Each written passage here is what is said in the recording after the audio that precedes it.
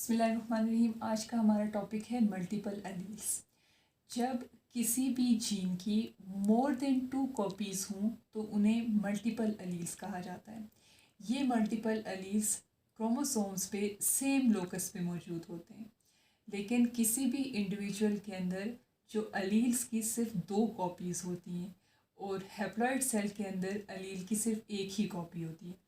जो multiple alleles के सिलसिले में सबसे कॉमन एग्जांपल दी जाती है वो एबीओ ब्लड ग्रुप की दी जाती है। यानी जो हमारा ब्लड ग्रुप है उसे 3 डिफरेंट एलील्स जो हैं वो मिलके कंट्रोल करते हैं।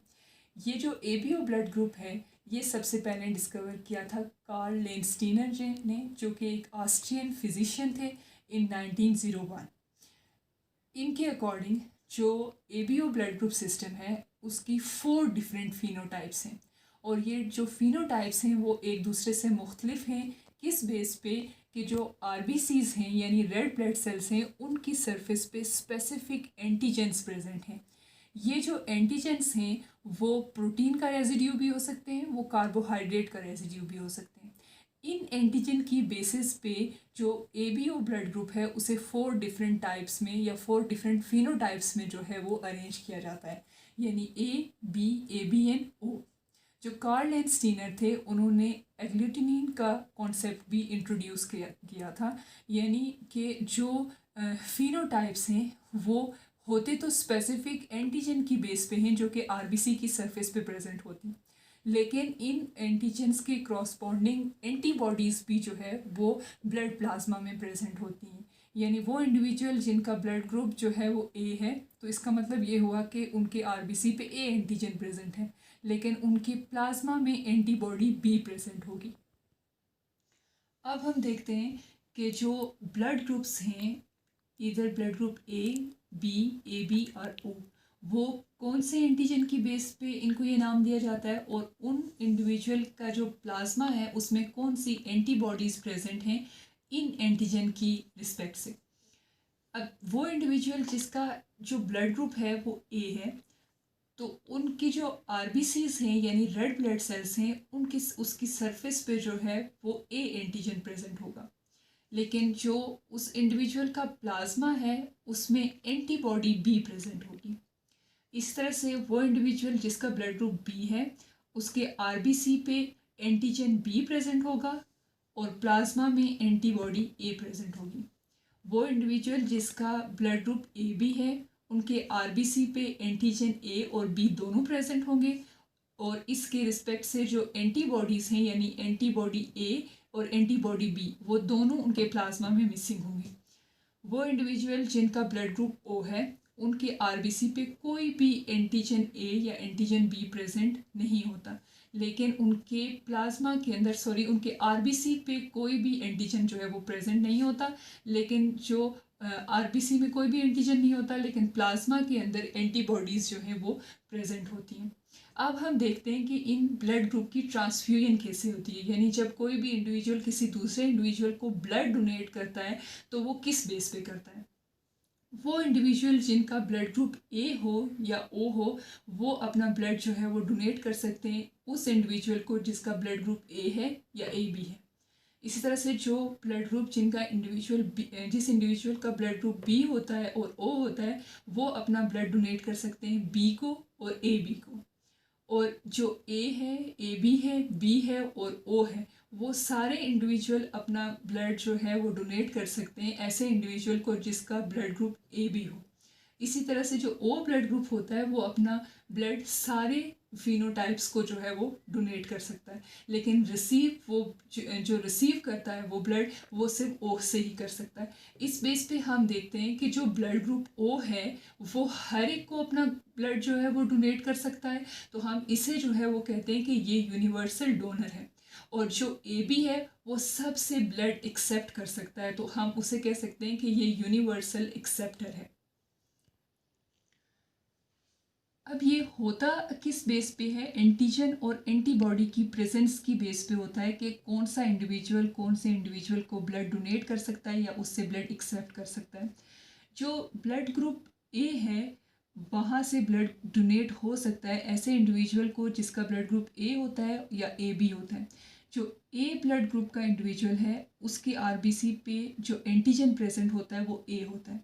लेकिन इसके प्लाज्मा में जो एंटीबॉडी होती है वो बी एंटीबॉडी होती है। ठीक है, तो अगर हमारे पास ये जो इंडिविजुअल ए है वो अपना ब्लड ग्रुप जो है वो डोनेट कर दे ऐसे इंडिविजुअल को जिसका ब्लड ग्रुप बी है, तो जो बी ब्लड ग्रुप वाला इंडिविजुअल है इसके प्लाज्मा में एंटीबॉडी ए प्रेजेंट है। ये जो एंटीबॉडी ए है वो इस इंडिविजुअल के जो आरबीसी पे प्रेजेंट एंटीजन ए है उसके साथ रिएक्ट करेगी और जो ब्लड है उसकी क्लॉटिंग स्टार्ट हो जाएगी, जो कि ब्लड के फ्लो को ब्लॉक करेगा और उसकी वजह से वो इंडिविजुअल जो ब्लड रिसीव कर रहा है उसको स्ट्रोक हो सकता है या उसका हेमरेज हो सकता है या उसका हार्ट फेलियर जो है वो हो सकता है। इसलिए ये चीज़ जब ब्लड की डोनेशन की जाती है तो इस चीज़ को बहुत केयरफुली एग्जामिन किया जाता है कि कौन सा जो ब्लड ग्रुप का इंडिविजुअल है वो कौन से ब्लड ग्रुप वाले इंडिविजुअल को जो है वो अपना ब्लड डोनेट कर रहा है। इस तरह जो ए है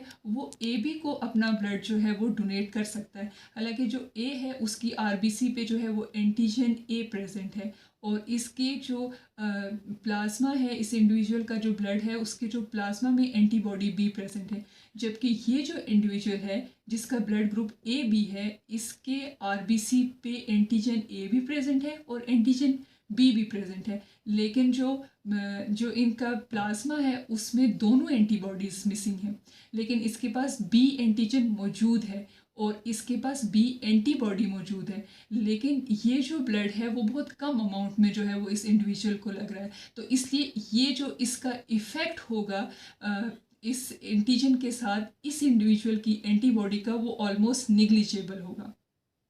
ठीक है, इस तरह से जो बी ब्लड ग्रुप है वो अपना ब्लड ग्रुप जो है वो बी को दे सकता है क्योंकि ये ब्लड ग्रुप इनकी जो एंटीबॉडीज़ हैं वो भी सेम हैं और एंटीजन जो है वो भी सेम है, और जो बी ब्लड ग्रुप है वो ए बी को भी दे सकता है और उसकी रीज़न जो है वो हमने यहाँ पे देख ली। जो ओ ब्लड ग्रुप है उसके पास जो है वो